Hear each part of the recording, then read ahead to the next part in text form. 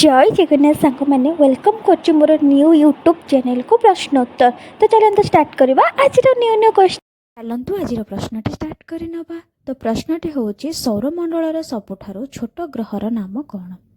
सौरमंडल सबुठारु छोट ग्रहर नाम कौन।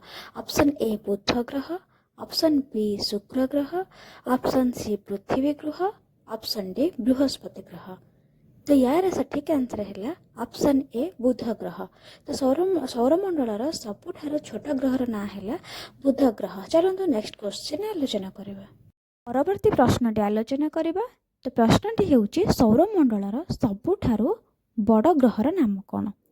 सौरमंडल सबुठार छोट ग्रहर नाम बुध ग्रह थिला। आ सौरमंडल सबुठार बड़ ग्रहर नाम कौन। ऑप्शन ए बुध ग्रह, ऑप्शन बी शुक्र ग्रह, ऑप्शन सी पृथ्वी ग्रह, ऑप्शन डी बृहस्पति ग्रह। तो यार सठिक आंसर है ऑप्शन डी बृहस्पति ग्रह। तो सौरमंडल सबुठार बड़ ग्रहर नाम हो बृहस्पति ग्रह। आ सबुठार छोट ग्रहर नाम हो बुध ग्रह। तो चलते परवर्ती प्रश्न आलोचना करें। पूर्व कहि जदि मो चैनल नुआ अच्छा मो चैनल को सब्सक्राइब करूँ।